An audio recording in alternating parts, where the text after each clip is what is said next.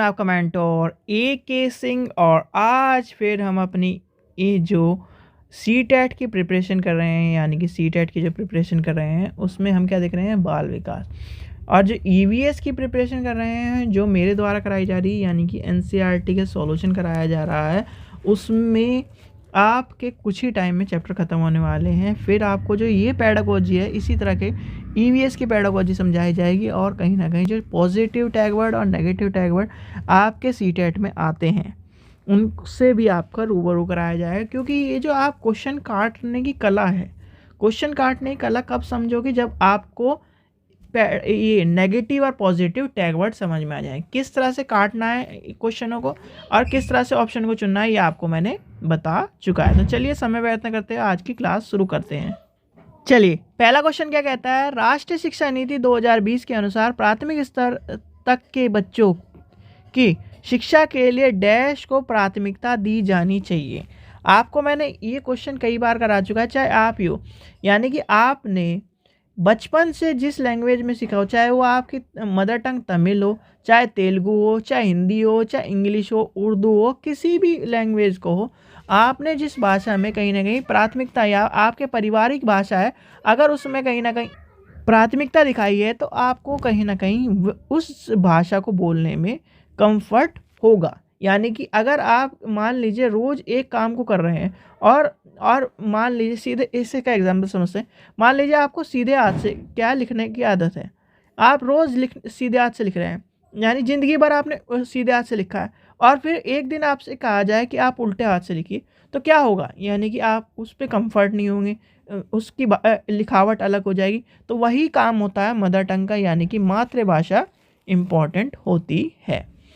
चलिए आगे चलते हैं, क्वेश्चन नंबर 12 देखते हैं। निम्न में से कौन सा कथन लिंग रूढ़िवादिता को दर्शाता है, यानी कि लिंग रूढ़िवादिता यानी कि आपके जेंडर को एक तरह से रूढ़िवादिता के रूप में दर्शाता है। तो किस तरह से दिखाया जाएगा, तो पहला क्वेश्चन क्या है, लड़कियों और लड़कों की तरह ही शैक्षिक क्षेत्र में समक्ष होना चाहिए।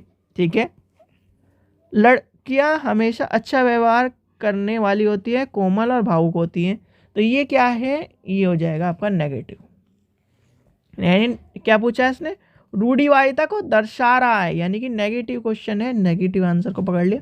ये आपके पॉजिटिव, ये पॉजिटिव और ये पॉजिटिव, तो इसका आंसर क्या हो जाएगा, ऑप्शन नंबर 2। चलिए आगे चलते हैं, क्वेश्चन नंबर 13 देखते हैं। कथन और कारण का क्वेश्चन है, एक ऐसी कक्षा जिसमें विविध सामाजिक आर्थिक परिप्रेक्ष्य से संबंधित विद्यार्थी हैं, जहां अध्यापक को मनोकृत पाठ्यक्रम के इस्तेमाल से बचना चाहिए। ठीक है, क्या कह रहा है, बचना चाहिए। तो पहला कॉन्सेप्ट हो गया सही। दूसरा कथन क्या कहता है, बच्चे बहुत से यानी कि बहुत अच्छे से सीखते हैं जब वह बाहरी रूप से अभिप्रेरित होते हैं। नहीं, यानी कि जब आंतरिक रूप से आप अभिप्रेरित होंगे तब कहीं ना कहीं ज़्यादा रूप से समझेंगे। तो यानी कि पहला ऑप्शन कट गया, पहला यानी कि ये गलत हो गया, ये सही है। तो इसका ये पहला तो ऑप्शन कट गया, ये भी कट गया और आएगा ऑप्शन नंबर क्या, 3 सही।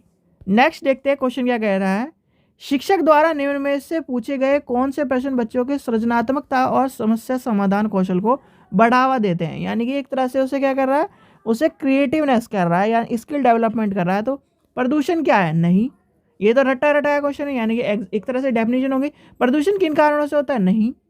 प्रदूषण कितने प्रकार का होता है, ये भी रटा रटाया क्वेश्चन है।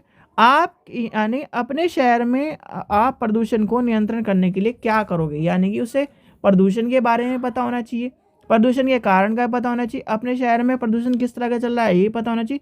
तो यानी कि ये जो ऊपर के 3 क्वेश्चन है ये इसमें इंक्लूड होकर आपको देखने को मिलेंगे। तो इसका आंसर हो जाएगा ऑप्शन नंबर 4। चलिए नेक्स्ट क्वेश्चन देखते हैं।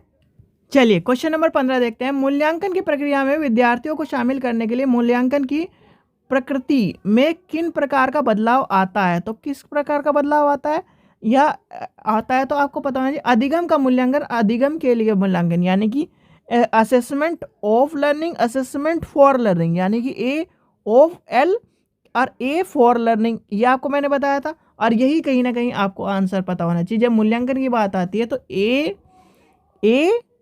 ऑफ लर्निंग, यानी कि assessment for learning, assessment of learning, A for learning. अब ये आपको मैंने बताया था। तो एक आपका FA है और एक आपका ऐसे है, इसमें से आपको बताना है कि असेसमेंट फॉर लर्निंग FA की श्रेणी में आ जाएगा या असेसमेंट ऑफ लर्निंग श्रेणी में आएगा, तो ये आपको बताना है। चलिए नेक्स्ट देखते हैं, क्वेश्चन नंबर 16 देखते हैं। 16 हाशिए पर स्थित यानी कि वंचित वर्ग के से आने वाले विद्यार्थियों को समावेशन में मदद करने के लिए एक अध्यापिका को क्या करना चाहिए? उन्हें क्या करना चाहिए? उन्हें कहीं ना कहीं ये एक तरह से जब हम स्वतंत्र क्लासरूम में लेके चलते हैं तो हमें कहीं ना कहीं उन्हें एक तरह से सभी छात्रों के बीच अपनेपन की भावना को पैदा करना चाहिए। यानी कि आपके कक्षा में 40 बच्चे हैं तो 40 का 40 को जब हम सामाजिक परिवेश से कहीं ना कहीं 40 सामाजिक परिवेश से आ रहे हैं, 40 धर्मों से आ रहे हैं, 40 कहीं ना कहीं संस्कृति से आ रहे हैं, तो उनको क्या है, विभिन्न संस्कृतियों को हमें क्या करना है, जोड़ना है। और जोड़ने के लिए क्या करना पड़ेगा, उन्हें सभी में अपनेपन की भावना लाने का एक तरह से हमें कार्य करना पड़ेगा एज ए टीचर।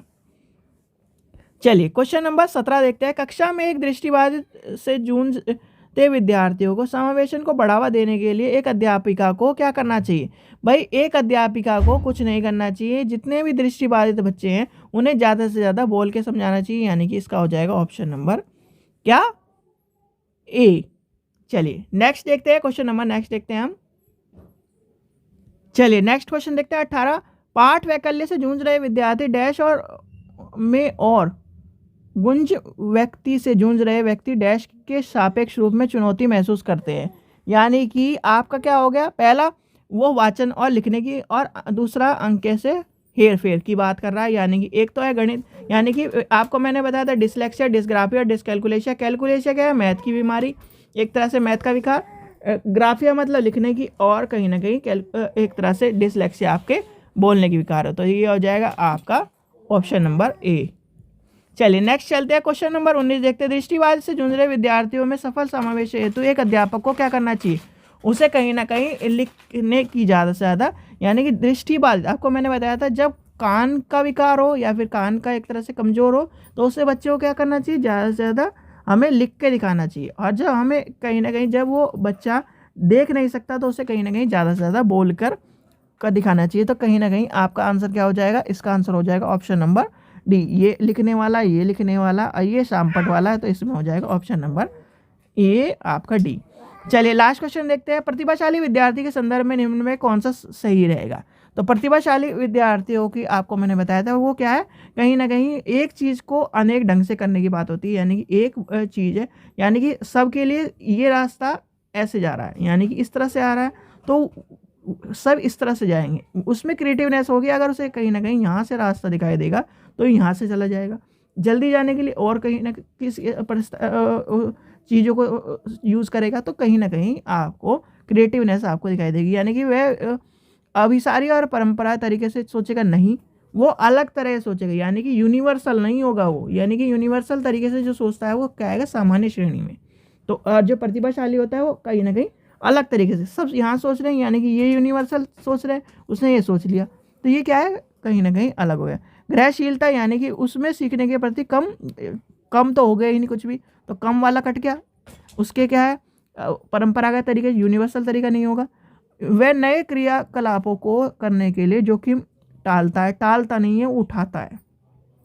तो क्या हो गया, टालता नहीं। जब आप कोई भी, जैसे आपने देखा होगा, एक क्या है जॉब करने वाला व्यक्ति है, एक है बिजनेसमैन। तो बिजनेसमैन जो है कहीं ना कहीं जोखिम उठाने वाला होता है, इसलिए उसे क्या है, क्रिएटिवनेस ज़्यादा माना जाता है जॉब करने वाले से ज़्यादा। तो इसलिए कहीं ना कहीं ये हो जाएगा इसका आंसर ऑप्शन नंबर 4। तो इसका आंसर हो जाएगा ऑप्शन नंबर 4, यानी कि वह मानसिक क्रिया और परिवर्तनशील और लचीलेपन को देखता है। तो इसका आंसर क्या हो जाएगा, ऑप्शन नंबर 4। आशा करता हूँ आपको वीडियो पसंद है तो लाइक करें, चैनल को सब्सक्राइब करें, वीडियो को ज़्यादा से शेयर करें।